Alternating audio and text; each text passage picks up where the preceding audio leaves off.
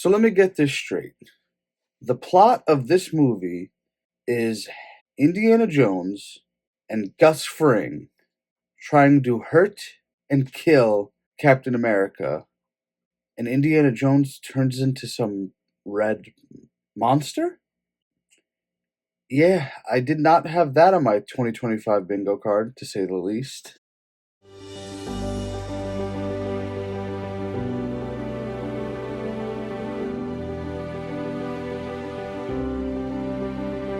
What is up, everybody? It's your boy Bobby from Bobby's Breakdowns, and today we are going to be recapping and reviewing Captain America Brave New World. The movie came out just about a week ago, and we're going to be talking about it here. This is a spoiler review, as you know, because I'm going to be spoiling everything. This is the first Marvel movie since Deadpool and Wolverine. There's a few this year, so it's about to get very interesting in my opinion. We'll dive into that. So with that being said, let's dive right in. So the movie starts off and we see Harrison Ford playing Thaddeus Ross, aka President Ross. To me, it's still mind-blowing that Harrison Ford is in the MCU. It's awesome, don't get me wrong, but I could have never, ever imagined this. And then we cut to Sam watching him give his speech in a bar somewhere. So that's kind of the laying ground. And then we go 5 months later. We see Captain America's on a mission, and he's got help of the army with Joaquin. Joaquin plays a pivotal role in this movie. So Joaquin's like telling him where to go, where like the buyer is, where all the hostages are. And Cap goes after them to try and save them, but they're in 2 different locations. So Joaquin says, hey, you can't be there 2 places at once. So he's like, all right, you can take over for this one. So he gets to suit up. And we see some of the hostages being detained by Sidewinder, played by Giancarlo Esposito. Crazy to me that Gus Fring is in the MCU also. They had a big cast for this movie, but I was all for it. He was great. He's speaking Spanish to them. He's trying to calm them down. And we see the Serpent Society. Unfortunately, not with Seth Rollins. Seth Rollins was indeed cut from this movie. And if you don't know what I'm talking about, Seth Rollins is a current WWE wrestler who filmed scenes for this movie, but with all the reshoots and all that, he was completely cut from the movie. Cap enlists the help of Joaquin, the new Falcon, and Cap saves the day for the time being. And then Joaquin wants to train, so Sam takes Joaquin to see Isaiah. Isaiah is from Falcon Winter Soldier, the TV show. And Isaiah ain't one to mess around. He's going to teach you, and that's it. So Sam has to take a call, and that leaves Isaiah and Joaquin. And Joaquin rips the plastic off of Isaiah's phone, and he's like, oh, you forgot to take that off. And Isaiah was like, maybe I wanted to keep that on there. And, back and forth about Isaiah being old comes more later. But it's pretty funny. So they're going to meet the president, and Isaiah is not too happy because he was in prison for 30 years. He's not too happy. He doesn't like Ross, but for Sam, he ends up doing it. So for the first time, we see face-to-face Sam and Ross meeting, and the acknowledgement comes of Ross saying, well, they told me either shave the mustache or lose the election. So that's the wink-wink, nod-nod about Harrison Ford obviously not being William Hurt and Ross being a different guy. So Ross tells Sam that he wants to bring back the Avengers, and Sam is like, what? You're the reason they're gone in the first place. And he's like, I know, but now we gotta work together now that I'm president. So Joaquin, Sam, and Isaiah all go to the White House. They take this selfie together, a little funny back and forth about Joaquin saying, oh, I'll airdrop it to you. You know what that is, right? And Isaiah's like, yeah, totally. Let's airdrop. So while Ross is giving a speech, all of a sudden, something goes wild.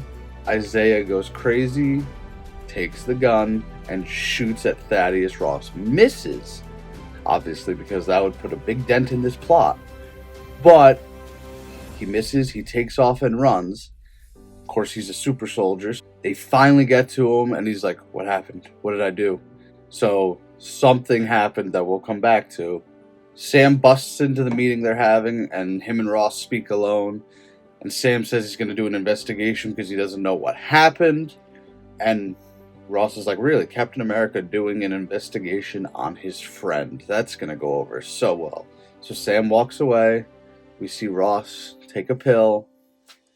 We will come back to that because that's a pivotal point too. Sam and Isaiah talk in prison. Isaiah does not remember anything past taking the picture and then being in the parking lot being detained by the cops. We find out, of course, Isaiah got compromised. He looked at the phone, something flashed, and that made Isaiah crazy. Sam leaves and gets pretty brutally attacked by Sidewinder, and really should have died if we're being honest. Sidewinder threw a bomb right into his car, and it exploded, and I leaned over to my buddy Drew the first time I saw this, and I was like, oh, so movie over. Sidewinder and Captain America fight back and forth. Captain America wins by stabbing him in the chest, and I thought that was the end of Sidewinder, but thankfully it was not. We then find out that Sidewinder was paid double to take out Cap by a mystery person. And we found out Ross's head of security, Ruth, trained in the same room that Black Widow trained in, and you can see the similarities for sure. And her last name is Bassaroff, so kind of like all bets are off. That's how I read it, to me at least. Ruth sees one of the guys, the military guys, just go into the prison and shoot a bunch of prisoners. And at first you're like, oh no, Isaiah. But then the military guy turns his gun on him, and that's that. Isaiah is safe for now. Ruth tells us that Sam and Joaquin go MIA. They're trying to go find the leader, of course. And they find Samuel Stearns. First MCU appearance for him in 17 years. And he oddly looks like Brainiac. It's really weird. Sam and Joaquin try and kill him, but obviously that doesn't happen. More bad guys come to the aid of Samuel Stearns, and Joaquin and Sam take them out pretty much no problem. But then when they get back to the car, the FBI is there saying, under the orders of President Ross, we're taking you in to Captain America. But then they find out they were compromised and they barely escape, with that being Ruth, Sam, and Joaquin. So we see Ross in Japan. He's pretty much gone rogue at this point. He wants full control of adamantium from Deadpool and Wolverine. And his cabinet or whatever is trying to tell him, like, no, this is a bad idea. We're going to be at war with Japan. And he slams his hand on the table, and you see the table, it cracks. Another sign of things to come. We see Sam talk to a handcuffed Sidewinder, so he survived, thankfully. Sidewinder was pretty much like, good fight, I respect it. And he gave info on what Stern was trying to do and what Stern was going to do. And we found out that Ross was going to give a pardon to Stern when Ross became president, but that never happened. And that's why Stern is pretty much very angry. So then Ross and Sam meet up on Celestial Island, and that's an Eternals reference for whatever reason. Please don't ever bring back the Eternals again. Not their own movie, not their own show. Maybe a cameo here and there, but otherwise they're terrible. But Sam wants to know why Stearns has all of Ross's history, and Ross refuses to answer until Ross finally gives in and says, "'Cause I was dying."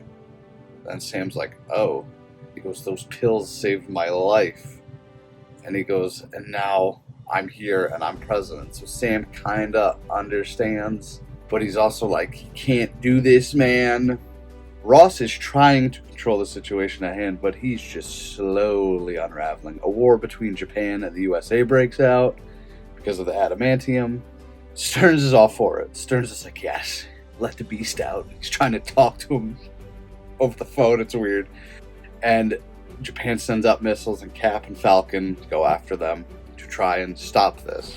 Ross is being pushed by Stern, like, let that beast out, do it, do it, do it. And he's almost there, but like he doesn't get to Ross just yet. So unfortunately, Falcon, something happens. He falls from the sky, lands in the water, similar to like Rhodey in Captain America Civil War, but not as bad. So Joaquin's out for the time being. So we go to see Joaquin's surgery, and Sam is watching it. And somebody walks in the room. He goes, "This is a private room." And we don't see who it is at first. but then the camera slides to the side, and we see a bearded Bucky Barnes. Brief cameo, but it still hit the spot.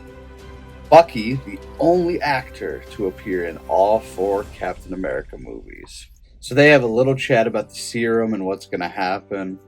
Bucky walks out, and probably one of the, if not the funniest scene of the movie, Ruth walks in and she goes, James Buchanan Barnes, the Winter Soldier. And she's like, he's looking good. And Sam's like, he's 110 years old, right? And Ruth just goes, I could work with that. I thought that was a hilarious scene. She's all for it. So then we find out the pills are filled with gamma radium. Uh-oh! And that's when Sam's like, oh no, we are in trouble. And then we see Ross. He calls Betty, his daughter. We don't see Betty. We just hear the voice. And Betty's like, I should have called after the assassination attempt. I'm sorry. And he's like, I want to take you to see the cherry blossoms. That comes back later. So Ross gives his State of the Union address. Samuel Stearns is like nearby just waiting to be taken in because he knows that's going to enrage and kill Ross mentally, not physically. So Stearns explains why he is doing all that he's doing to Ross. And Sam's like, uh-oh. And that finally pushes Ross over the edge. We finally see Harrison Ford as Red Hulk. Took a while to get to that moment, but it's still really cool and still really weird. So a fight between Red Hulk and Cap breaks out. Cap tries to calm him down and be like, hey, listen, your daughter. Didn't work. And Hulk just growls and Cap goes, oh, that didn't work. It was a more even fight than I thought, honestly. Cap did do some damage to Hulk. Hulk did a lot of damage to Cap, ripping the wing off and all that. But in the end, they have a final standoff. Cap stabs him one more time. And while we don't see him transforming down, we know he's changing by the shadow. And Hulk catches a cherry blossom, and then that's when he reverts back to President Ross. And it's like, okay, yeah, we're finally back. Everything's calm.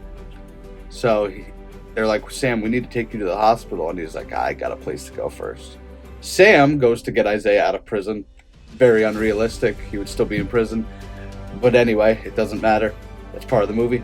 And then we go to the raft, which is the prison on the ocean. We've seen that in Captain America Civil War. Sam visits Ross and tells him what his plan is. He's going to bring back the Avengers. And Ross is like, yeah, my little tantrum is the reason I'm in here.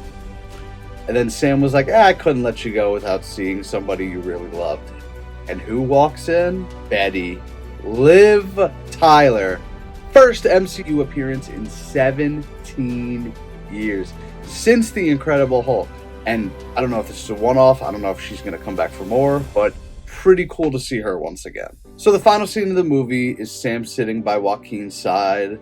And they're joking back and forth about how he's going to become Falcon full-time. And then Sam's going to need him for future things like the Avengers. And it ends with Joaquin asking if the Wakandans can help him make him a better suit. Of course, a nod to them making the suit for a Cap in Endgame. And then we go to the after credit. Sam visits Stearns in that prison on the ocean. And Stearns pretty much tells him, more people are coming. Do you think this is the only world? And that's pretty much a nod, to me at least, to the Fantastic Four that's coming out in July. And that's the end of the movie. What did you guys think? I give it a solid 7 out of 10. Was it the best Captain America movie? No. Was it the worst Captain America movie? No. Was it the worst Marvel movie? Not even close.